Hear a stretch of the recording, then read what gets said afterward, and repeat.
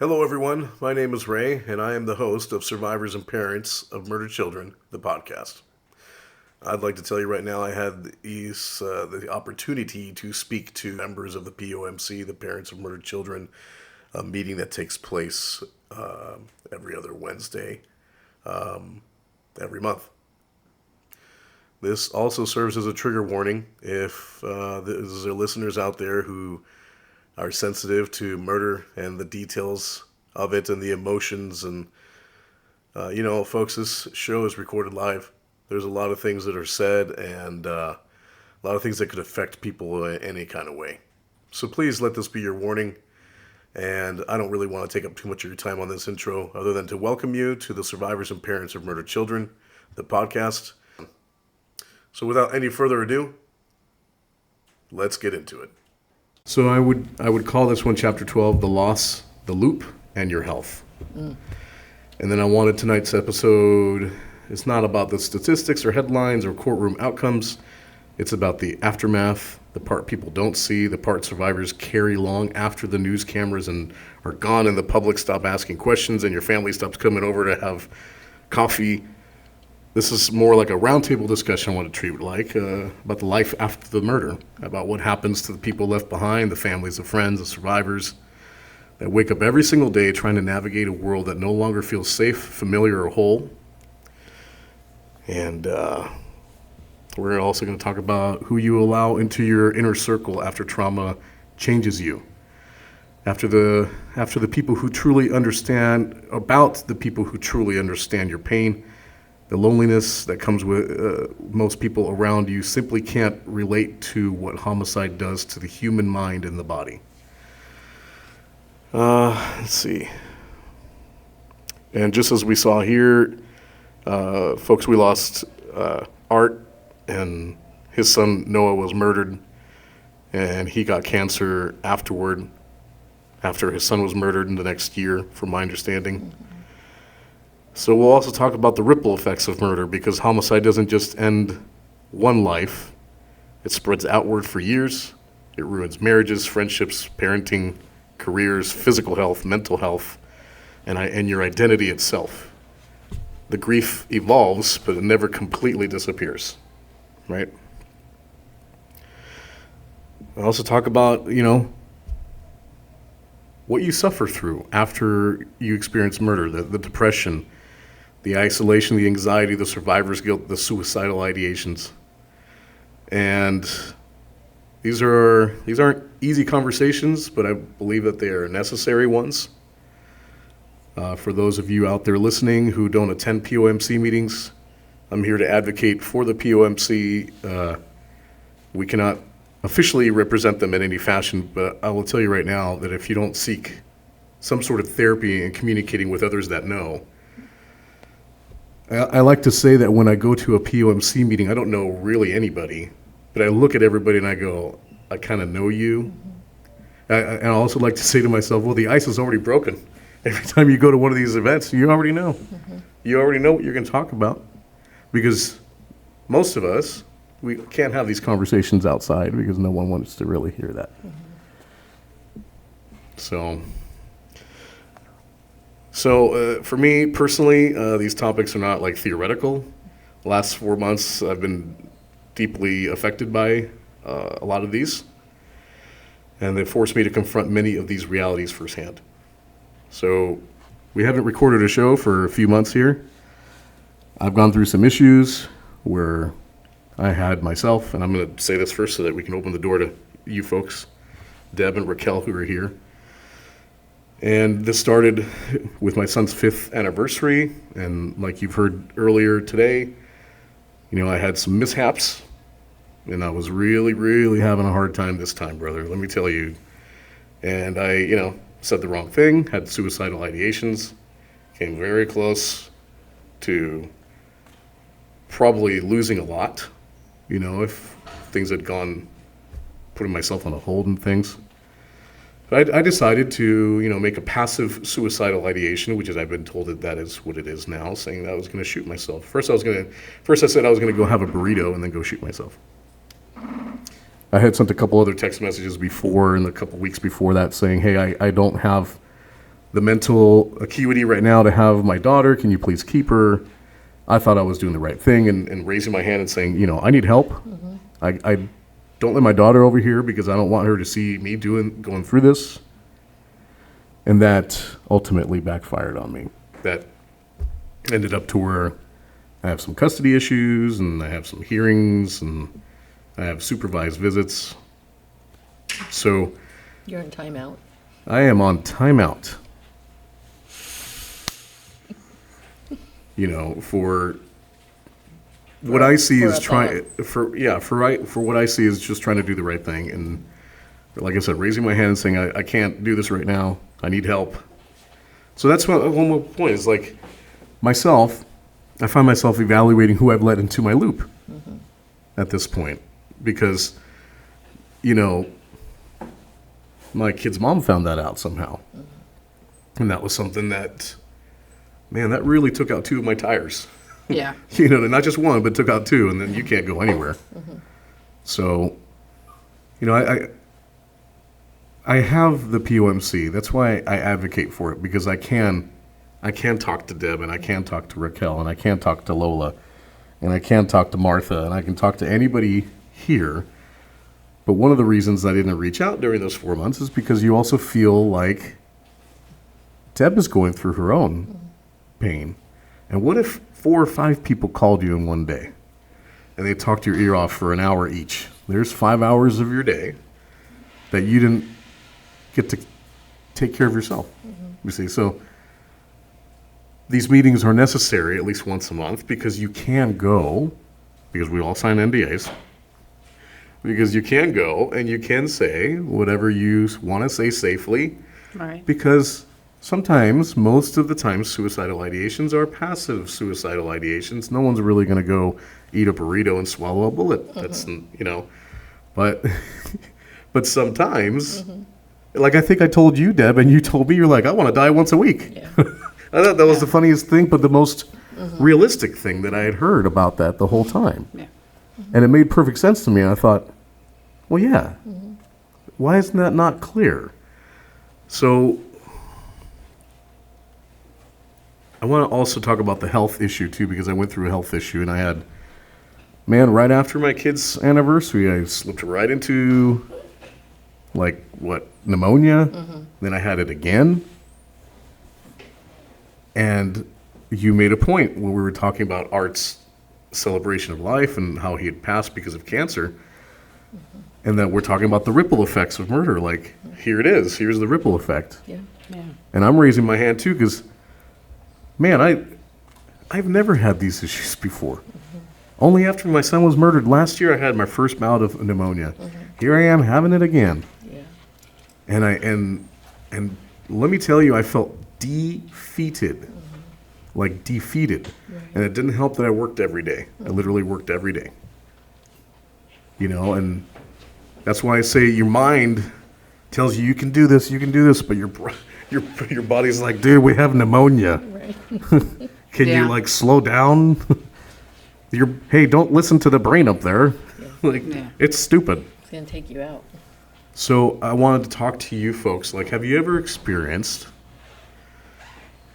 any illnesses where you go, what is going on in my body? What is happening? You know, and you go, well, because you've said it, Deb, to where you know. And let's pause for a second. He's going to read something I said. I'm going to kill him. So there is growing research showing that homicide survivors, meaning family members, loved ones, witnesses, and people directly impacted by murder, experience significantly elevated rates of depression, PTSD, anxiety, substance abuse, and suicidal ideations compared to the general population. One important thing to understand is that homicide survivors are often described in trauma literature as the forgotten victims. The murder may happen once, but psychologically and physically, many survivors continue to relive it for years. So I'm wondering, how does that impact you, Deb? Well, like I said, it's a daily thing, you know.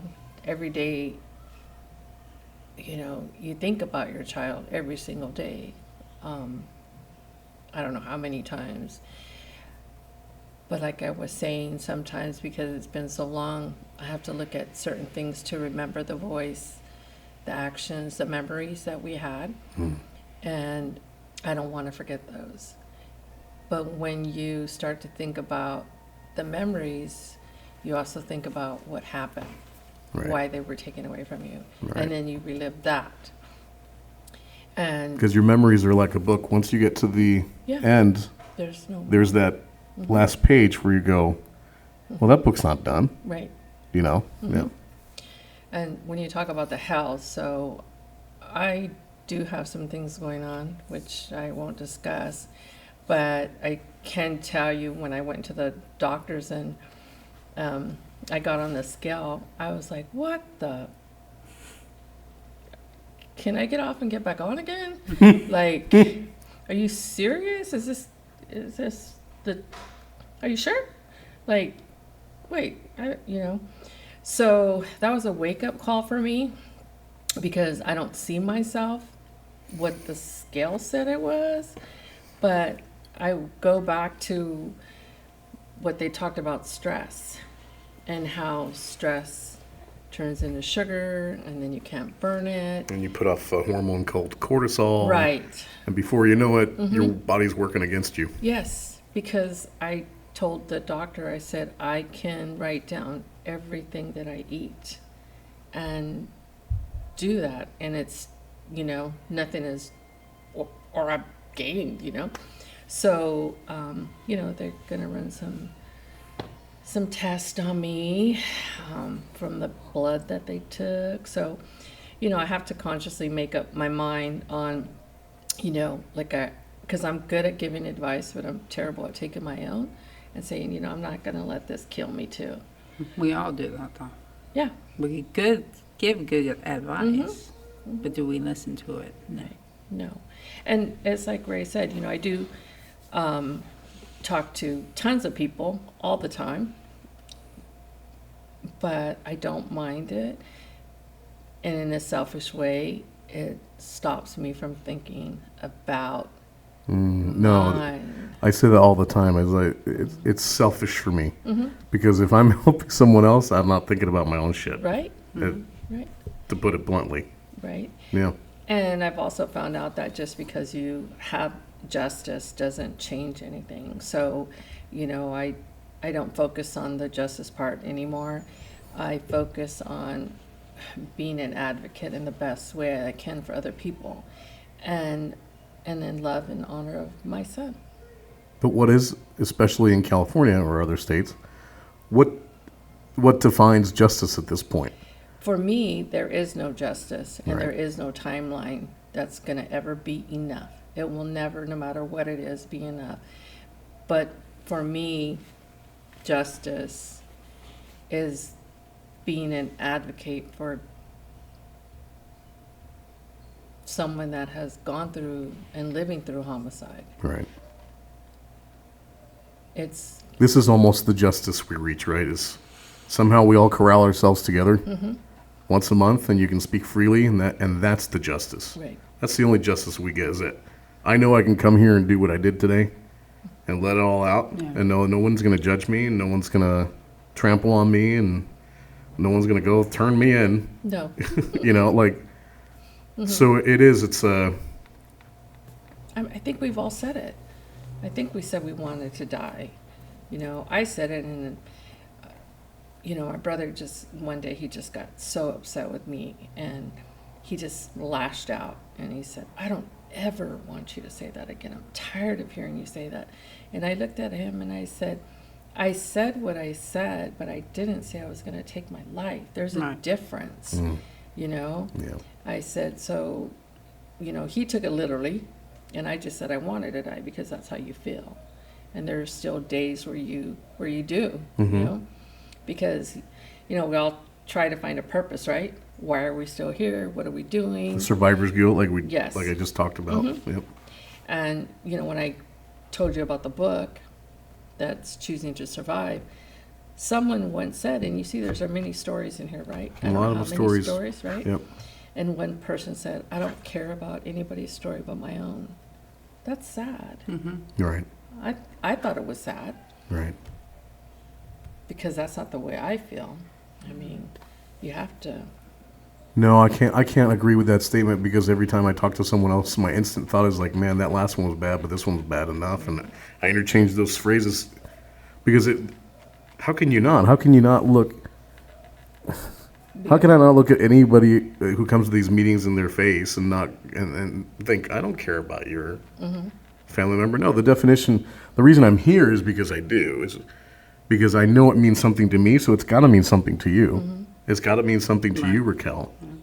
So I'd like to maybe think about asking you that. Like, how do you think the murder has affected your health? Have you noticed any difference in your health, and who do you let into your circle? I know we talked a little bit about this before we started the show. But those two statements, what's going on with you with that? My health is shot. I mean, physically, emotionally, mentally, I'm just shot.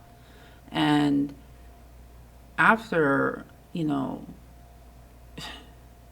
trying to wrap myself around Charlene being gone, dive into the alcoholism, being honest with my family, telling them, I'm drinking.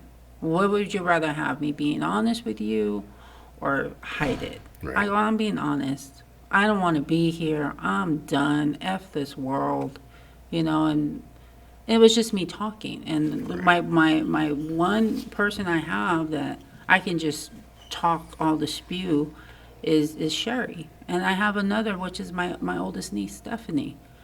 But I limit that because she has enough of her reveling of her baby sister being I was going to say, gone. that's her sister, right? Yeah. Her baby sister Yep. being gone, and we lean on each other.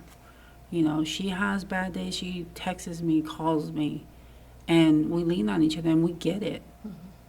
You need to be able to have a person that you can just openly say how you feel and what's going on and break down and cry, because we cry every day.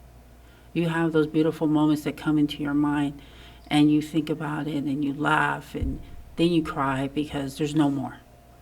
And it just depletes you all over again. Body aches, pains, knee joints, whatever, illnesses, sicknesses, colds. I'm getting sick again. I don't know why.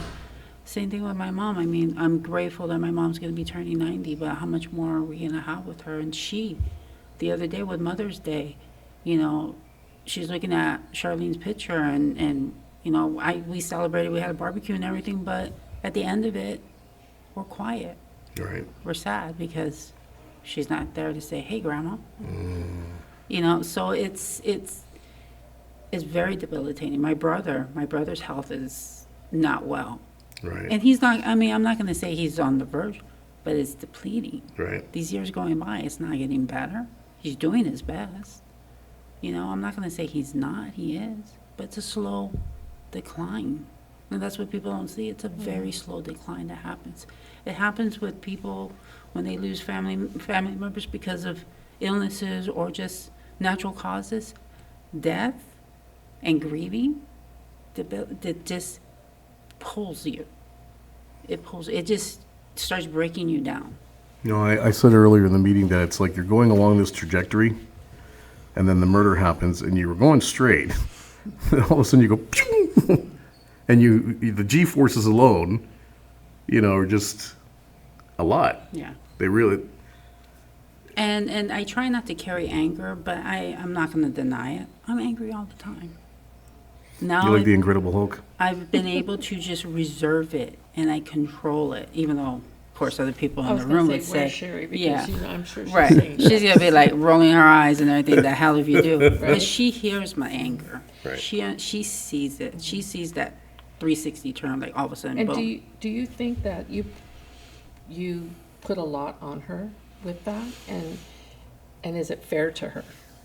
I think in the beginning I did. Now I reserve it more because her health is not well. And that's part of a previous accident that she's had, but at the same time, to be honest, she's never really open to me about losing Charlene. And I know it's impacted her. And I'm not saying this is part of her decline, but she worries about me. Of course. And that's the trickling effect there. She's worried about me because I'm just, so it affects her. But do you know what I said and to my family? And I said, when I go, when it's my time, maybe because of our bad health too, but regardless of that, I said, but I don't want people to say, oh, now she's with Johnny. I just, it's because it's too common for people to say things like that, when someone passes. So now she's with, or they'll, I think it's helpful for them. But I said, I think when I go, I'm going to go, right? I would love to be reunited with everybody that I have passed, but I don't want it to be said, I just think that's such a cliche thing to say. Yeah, it is, does. but I agree. With my mom, like I said, she's turning 90 and her health is somewhat okay. She's very fragile and frail, and I told my mom the other day on Mother's Day, I go, because we were laughing and joking, and she said, she turned around to me and she goes, you Biddy? I said, you're so gonna miss me when you're gone. She's like, I'm gonna miss you. You're gonna like, miss yes, me you when are. you're gone? And she's like, what do you mean? Nice. You're gonna miss me? I go, I am, but at least I know you're gonna be with her. Yeah. Well, and they do say, you will unite, right? But I think, like with Art's passing, obviously, he's with his son, and we want to believe those good feelings and good things, Right. So and I've had 2 encounters where when my uncle died, before he passed, and he was in that stage, and he said to me, I saw Jonathan, and I'm just like looking at him, and then he said he saw his mom, and he said he saw Jonathan, and then he passed, and I had a good friend. This gave me the chills. I'll tell you why in a second. She was gonna, they almost had her pronounced dead. She survived and she's alive, but I had went to go visit her one time, and there was a doctor or somebody in there, and he looked at me and he goes, she was out, and he said, are you her sister? And I looked at him and I said, well, I'm her sister in Christ. And he goes, but she keeps asking for Jonathan. And I just looked at him and I go, that's my son. And he goes, oh, it's not her son? I go, no, it's my son. So there was a picture of her son Robbie on the table. And he goes, that's not Jonathan? I said, no. So then anyway, she ended up coming out of it, I think maybe a day or 2 when I went. And then I had told her what he said. I said, they said you were asking for Jonathan and that you were adamant about it. And she goes, oh yeah, Mommy, I saw him. And I looked at her and she goes, and I saw my mom and I saw Jonathan. She goes, and I'm not sure, there was a third person. She goes, it might have been Jesus. She goes, but I'm not sure. And she's alive. Today she's alive. You trip me out right now because my grandmother died at home real quick. She died at home comfortably, I assume, because she was in bed. But my mom said that 3 days before, my grandfather had died a few years before, her husband. That 3 days before, my mom was talking with her, and my grandma said, hey, I had a dream last night where tu papa, your dad, came to me, made me dinner, and then we went to bed together. And I thought, and 3 days later she died. And I thought, Isn't this a message is for us, right? The message is for us. yeah. Yeah. It is. Yeah, my mom told me that she had a dream about my dad. And as she woke up, she's like, isn't that so weird? I said, no, that's very concerning for me. And she's like, why? I go, because, no, that's not, Right. I'm over here like, wait a minute. Raquel, that's really funny. No, that's a very much a concern. But it's part of life, but it's a message, right? Yes. My mom died when I was 28, but she had emphysema and pulmonary, and they pronounced her dead. but the doctor was clapping his hands and calling her name and saying, Lorraine, Lorraine, it is not your time. Your husband and your family, your kids are in the waiting room, and that he was smacking his hands. And so she came out of it, right? So, and she said, she was telling us what happened, and she said that she was so pissed at him. Like, why did you bring me back? You know, she said she saw this warm light that was calling her. And she lived for, I think maybe, I want to say maybe 2 years. And then, you know, she passed away. But I'll never forget that. And I said, if anybody would have had said that story, I would have never believed it. But for my mother to say she saw this bright, warm light and she was going towards it, and that the doctor was clapping his hands and calling her, she goes, I was so pissed at him. Wow. My mom told me that, yeah. Wow. Crazy, right? That's a great story. And I'm the one that says stupid stuff, and I had said, because I would take Jonathan to go, my mom never met Jonathan, so I would take Jonathan to where she's laid to rest, and we would clean her headstone and stuff. And then I would tell him, I would say, your grandma would have so loved you. And I'm like, look at you now. Right? Yeah.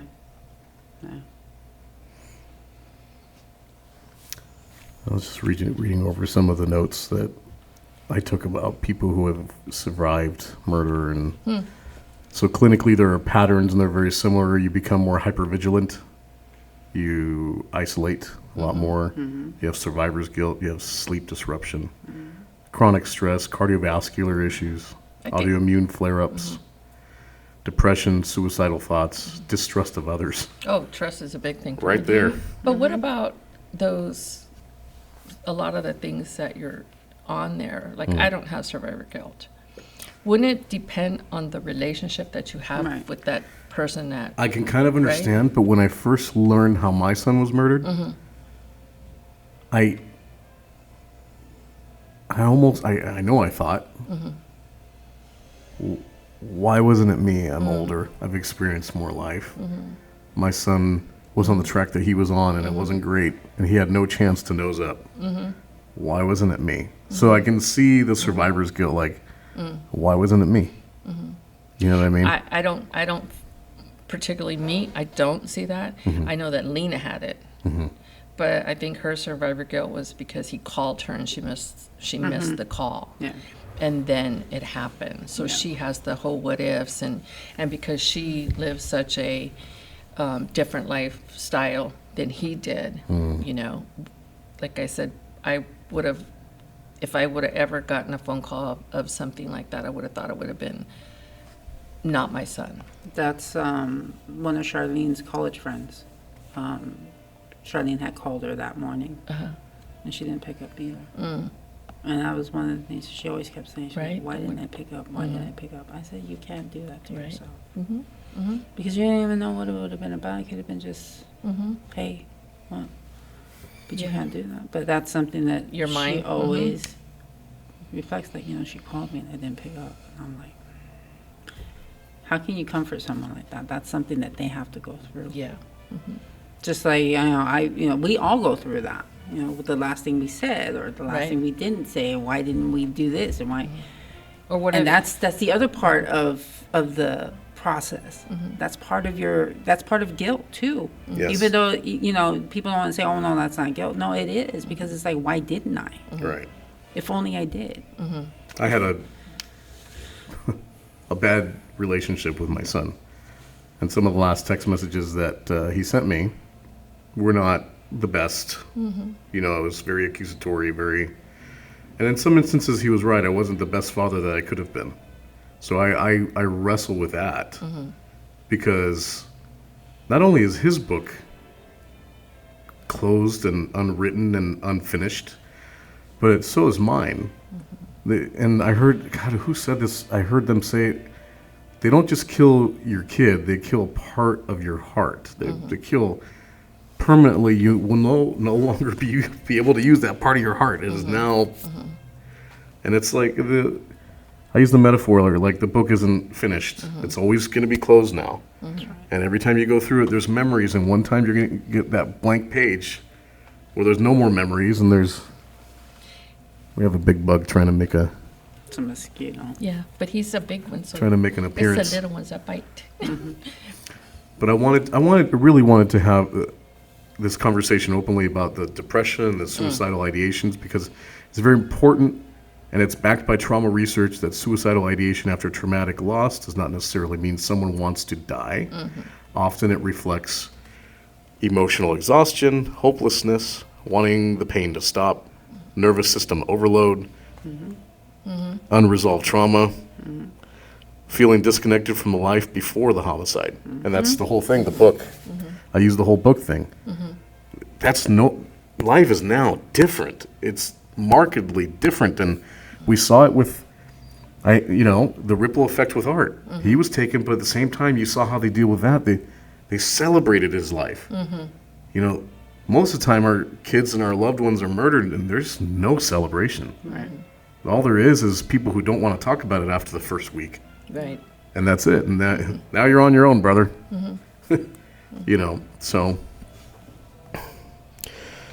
So survivors frequently carry this silently because they feel guilty admitting it, especially when they're trying to stay strong for others. Do you cancel out noise? Or, I welcome noise in. Like, the minute I get up, like if it's 2 or 3 in the morning, and my mind starts thinking, because, it never shuts off, I turn on the TV. And then, because I need to cancel out anything that's in my thoughts. So I have to have something going on, whether it's the radio or the TV or something, to shut my mind off. Yeah. Do you? I think I do a little bit of the opposite. Oh. I say going outside is better than any TV show. I love going outside and just taking in the breeze. I really do. This is not just me blowing smoke at people's butts, folks. Like, I really do go outside and do absolutely nothing other than look out.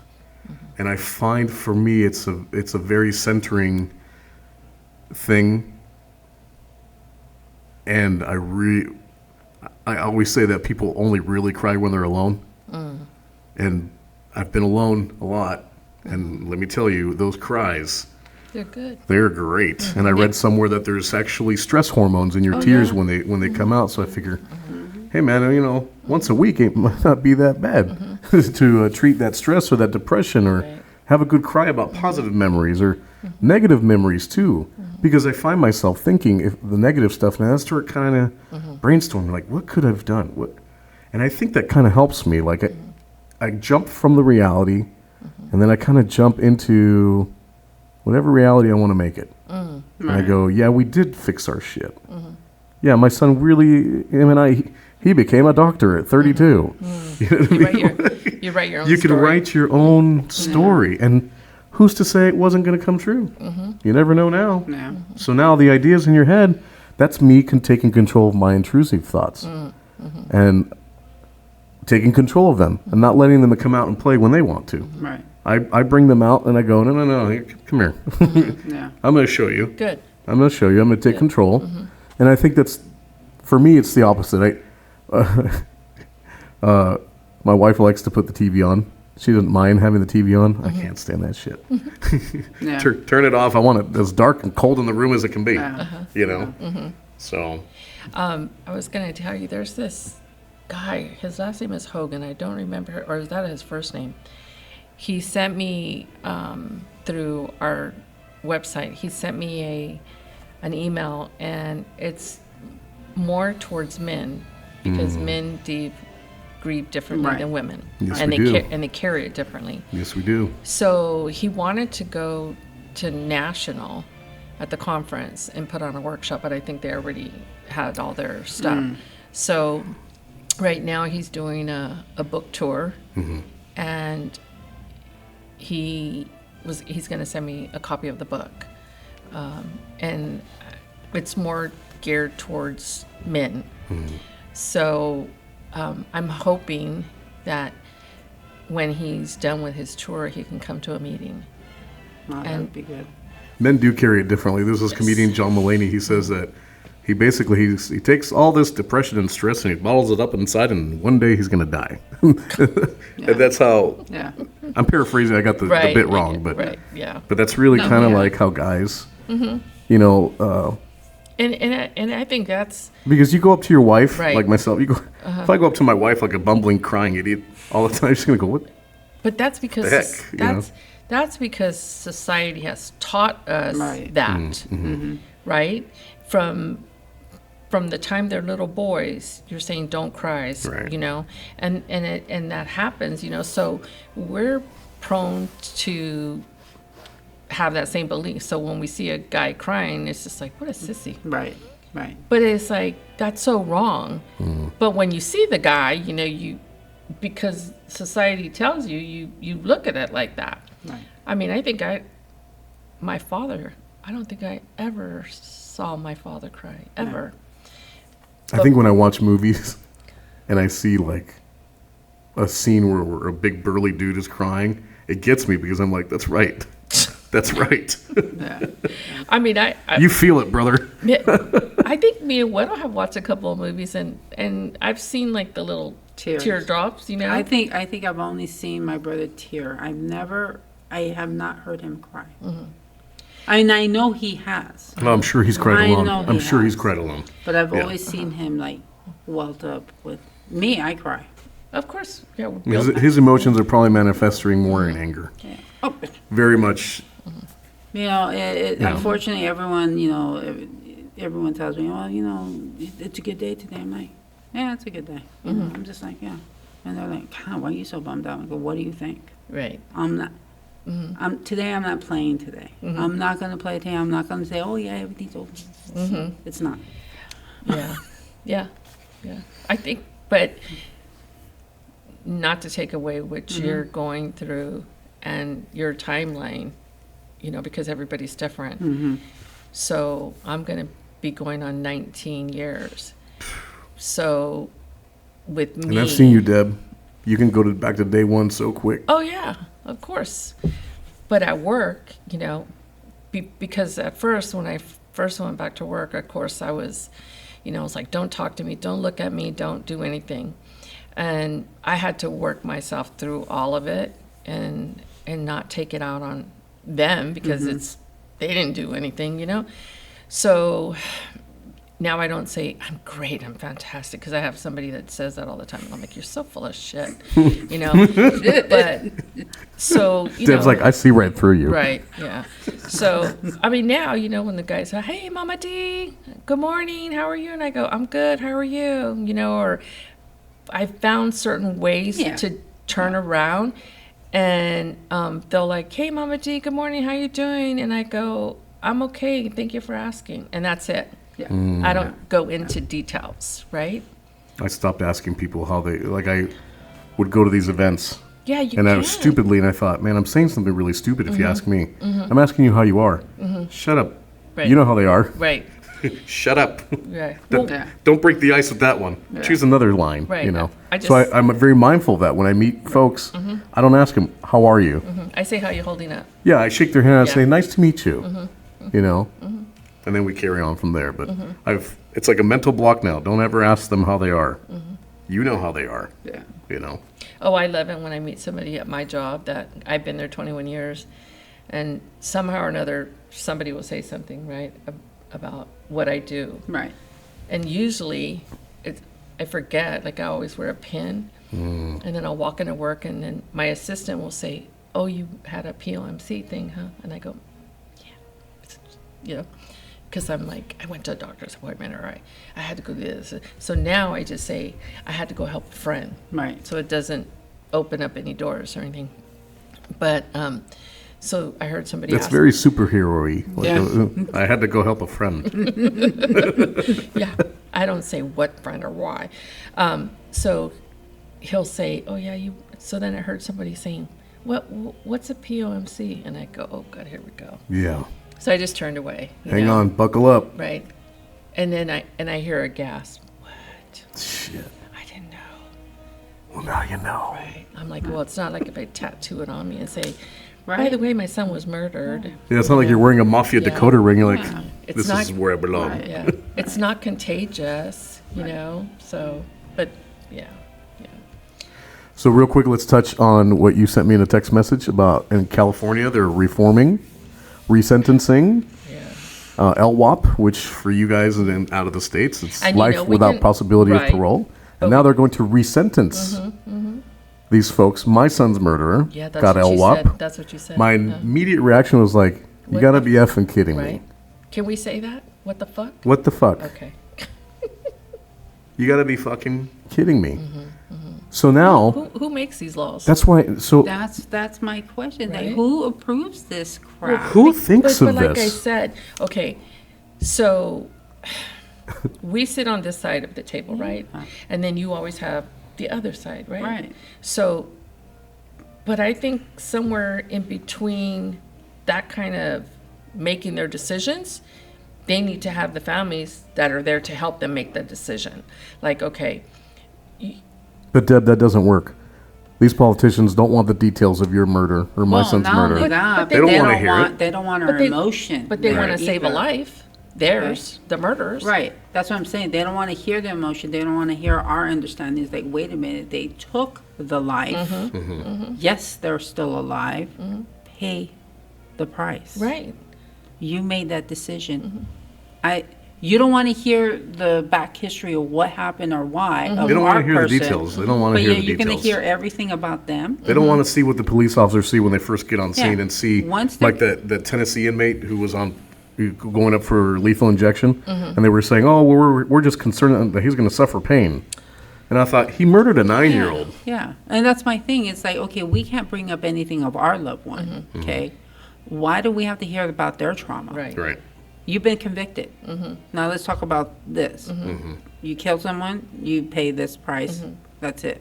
See you later. Yeah. No, it does not. It doesn't work that Doesn't way. work that way. right? Because even on the parole hearings, right, you can't go back to anything. You can- Shocking to me. yeah, When you I found can't- that out, I thought, you really? Yeah, it's almost like your loved one was They slaves. you erased them. can't- They Yes. erased them. So you Okay, we literally had can't it, have that's someone it. hold up a picture of the Nope. crime scene No and go, picture. Nope. Yeah. "Just look at my mom. Nope. Yeah. Look at my That's what I'm son. saying. This is what he looked like when he was dying." Nope. You can only talk about what has happened to them and how they are productive or not productive while incarcerated. You cannot talk about anything. You can say they're still a habitual liar. They're still involved in gangs. They got more tattoos. You have to literally follow. And that's another thing. 'Cause That's my It thing. never ends because you have to investigate them. Yeah. You're right. They're educating the youthful how to manipulate the system. Oh, of course. They give them a playbook. But yet, people who are sound mind and want to deal correctly a situation, that don't go out and kill somebody. No, they get killed, and okay, well, you're dead now. Move Right. on. Right. That's ridiculous because Because basically what they're saying is like, look, we can't change what happened. So let's move past that. Wow. And let's help reform them. Well, how come you don't start that from No. the No. from the- Reforming doesn't Right. work. Well, we know Recidivism rate is 67%. Don't leave me that line of bullshit. No, just like I said in the meeting, and that victim advocate was there, and she agreed. She knows the numbers of the 3 out of 4 who get out, and within 3 to 5 years they've violated again, Right. violently. Yeah. No, don't give me that line. I know. That doesn't. That's the biggest form of bullshit I've seen in a long time. But I don't know what has happened in society to be so sympathetic for them. It's entertainment. Because I myself, before, I'll be honest, I was watching the first 48 today, and it's gripping television. But it deals directly with the murder and the family and the survivors and the circumstances and the details and the pictures and the video that's all pixelated, so you don't see really anything. It's all. I actually try to. It's almost glorified. It's Oh, it is. It's almost glorified. Yeah. And then if you watch the Richard Ramirez special on Netflix, I remember watching it thinking, this is gripping television, but this is exactly what this piece of shit wanted. He wanted his name to go on, Yeah, because they and weren't people to look at him. That's And the problem, is that these people don't have attention. They're not the sole, and this is how they found how to get attention. Yeah. Boy, they got all of it. Well, They like, got all the attention. I mean, we could talk about domestic violence all day, all night, and, we all know that the person who is the violent, like for Charlene, that's all he wanted. You bow down to me, you're going to listen to me, you're going to do as I say, you're going to do that, because he knew that he can control that part of her, because unfortunately, I believe, my personal belief, that that's what she was used to. Nothing against household, but there was that type of, There was some trauma there yeah. And she was, okay, well, I'm that used she to this. normalized, and then this relationship was then normal. Yeah, Well, and when you're talking about that, and it is true to an extent, and that's what I said, because there's a lot of people, that lived through that, and some can speak on it and walk away, and some aren't that lucky. That's right. So when we talk about abuse and abusive relationship, my thing is I always tell people, it's not like the burning bridge or the burning bed. I'm sorry, the burning bed. It's not like it happens every single day. It's not like you're getting your ass kicked or slapped every single day. It gradually happens. Right. And you change because you're trying to be the person that they want you to be, and they manipulate you. And we talked a little bit, I think I kind of know, we talked about earlier with my situation and what's going on with my granddaughter, and it's very much like that. This person is very much just, Right. Yeah. it's a mind virus a little bit. And I looked up Stepford wife because it kind of made sense to me, the way it described it. It's an informal, derogatory term for a married woman who is extremely submissive to her husband, obsessed with domestic perfection, and obedient to an unnatural mechanical degree. And then this person loses the ability to panoramically go, Right. holy shit, there's some shit going on here. Right. So that's, right? I tell people that I know that are involved in those kind of relationships and stuff like that, I said, there's nothing that I can tell you that you don't already know. I said, but I can tell you everybody has I've had enough. I said, but until you get to your I've had enough, you're going to stay because of the different reasons, because of the manipulation, the fear. You don't know what he told her to make her absolutely. stay. And it took years for me to actually come to terms, because of watching 48, watching a lot of these unfortunate Right. stories of women who've been killed because of their partners. It doesn't happen overnight. But, No. But you know what No. people always say? Why didn't she leave? Or she's so strong, or this or that. And it's like, you don't know what goes on behind Some those people, doors. some people do. Go ahead, Yeah, Raquel. my sister actually, because we were having a conversation, my older sister, we were having a conversation, and she said a comment like that about Charlene. I said, wait one second before you even get there. You were in one. You were in one when I was a teenager.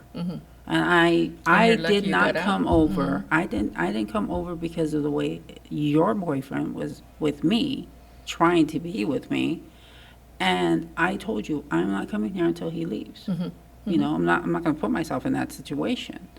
And you're over here telling me, about Charlene. Look at yourself in the mirror. You got him out, but then you let him back in. And she's like, I didn't let him back in. He just came in. I go, but you never told us. You never reached out to the family to say, and I don't blame you, but don't come off and tell me that it's her fault, because it's not. Just like it wasn't your fault. And the only reason why you got away from your relationship was because he finally had a heart attack. Man, the stupid shit sometimes people say. And until I said that and put it in her face, She actually said it was her fault? yeah. And Oh, get outta here. She said, I am so sorry. I said, I don't want you to apologize. Just realize what you're saying. Remember what you went through. That's one of those stupid things people say. You know, but I didn't blow up on her. I was just like, Right. how dare you? Yeah. You know, because I finally realized there was nothing any of us could have done. She had to reach out. Yeah. Right. Yeah. You don't know what you don't know. Well, I believe that this has been a real and important topic because a lot of homicide survivors hear conversations about justice, trials, or memorials, but almost nobody talks publicly about what happens to survivors physically and mentally 5, 10, or 20 years later. It's very important for me to record this episode because of the things I've been personally going through, and I have to think that other people have had the same kind of ideas and thoughts especially when anniversaries come around and things like that. So I wanted to get this out there so that someone who doesn't come to the POMC meetings for whatever reason could choose to listen to this and go, oh man, I can relate. Right. That's not so out of the box thinking, oh, wow, there's 3 folks talking about very similar situations here. So I'd like to thank you both for coming on and touching on something that many people feel but rarely say out loud, right? Yeah. So, Welcome back. Yes, Thank you. Welcome. yeah. We're here for you. It feels a good 8. No, I'm telling you that this all goes back to my whole purpose of having this show. Also, what this episode was the loop. Who do you let into that loop? Who can hear someone say, "Oh, he wants to he's thinking about suicide," and go, "No, he's not. Shut up. It's a statement. Let me talk to him." You know what I mean? Who can you? Man, you can hold that person's hand and go, "Man." But you have to have the right pair, right? Yeah. Because we were contemplating and thinking, like, okay, who can we have talk to Ray? And then I mentioned to you we were going to have one, and we're like, nah, that's not a good fit. Debbie, you're it. No, no, and you know what? It takes a real friend, and I know I have another very good friend, Kyle. He sang at my son's funeral, and I know he's a real friend because he looked at me when we were alone one day and he says, "You know, you can talk to me, right?" And I thought, this is my loop, you know. So I know what my loop is. I know who's in it. I'm very appreciative of it. I know I didn't exercise my loop during the last 4 or 5 months. That's the thing. But sometimes people just they have to clam reach up. out. You know, We have like to when reach out. when the ocean gets rough, the clam goes. You know, my husband, you know, Weddle said to me, he's like, he'll just like look at me if I'm on the phone and he'll just like go in the other room or whatever. And then finally when I'm done, he'll come over and he goes, "Are you okay?" I'm like, "Yeah." And he goes, "Debbie," and I'm like, "What?" He goes, "You're always talking to this person, that person, this person, that person." Now you know why I didn't call you. No. I didn't want to take another hour No. every day. And then he said, and that's fine. He goes, because I find comfort if I'm totally stressed or pissed or anything. I call you. He goes, and just hearing your voice, he goes, soothes me. And then he goes, "But who do you talk to? Like, who's your..." Right. I looked at him, I go, "I have people." And he goes, "Okay, but who are those people?" And I go, "I have people." And he goes, "Who?" And I go, "I have you." He goes, "Oh, I don't want to know." He goes, "Don't put this on me." I told him, but no, you know, like, I love Wedo. sometimes he'll look, but he's a man, and we just talked about being different. And when I talk, like you said, I could go back there so easy, like this. You don't need to really think too hard before the tears start flowing, right? And the minute I do that, that's when he wants to fix me and he can't. Right. And so then I have to stop and not let it all go to help him from not help, Yeah. like it cancels my feelings out Yeah. because I see that he doesn't know what to do. Almost like you have to build a dam around yourself just Yes. to hold the water in. That's why I said I'm going on this retreat. Yeah. It's the first time I've ever like gone away besides something with parents of murdered children. Right. It's a, I try to get away. My job luckily takes me throughout California, right? and I've been during this difficult time. Thank God for my career, because it took me out of the same geographical area, and it took me to beautiful places Yeah. where I was able to cry by myself because and those places invoke those kind of good thoughts rather than intrusive thoughts. You start thinking about the positive stuff. Yeah, like, ooh, I want to move here. This is nice. I don't have to Right. deal with anything. Yeah, yeah, I get it. So Thank you again. yeah. Thank you. Yeah, thank you. Let's see here. What we've talked about in this episode matters. A lot of survivors spend years believing they're the only ones feeling these things because people around them either avoid the topic or expect them to move forward. After enough time passes, conversations like this can genuinely make someone feel seen for the first time in years. One thing worth remembering going out of the show is you don't need to have an answer for every question. The honesty is what gives the discussion weight. People connect with truth more than any polished word. So I appreciate you folks coming on here and speaking the truth and, letting yourselves come out and say that, yes, I'm raising my hand because I have had these thoughts. It's normal. Don't be afraid. Always have people in your loop. Trust me, folks. You need to invoke your loop from time to time. And when shit gets rough, you got to reach out. Yeah. Because, you make the wrong statement to someone who is not in your loop and there's going to be problems. Yes. So with that, thank you, Deb. Thank you. Thank you, Raquel. Raquel, Thank you. thank you so much. This has meant a lot to me. Good. And I'm pretty sure, I hope that folks out there listening connect with one of us and go, I'm Raquel. I'm Deb. Oh, I'm Ray. Yeah. Because there's a relation there, and it kind of, like you said, unfortunately, when you listen to someone else's issues, you forget your own. And you start brainstorming on what positivity you could do. How can you change that? How can I change that in my life? So thank you again. It's the purpose of the show. I appreciate it.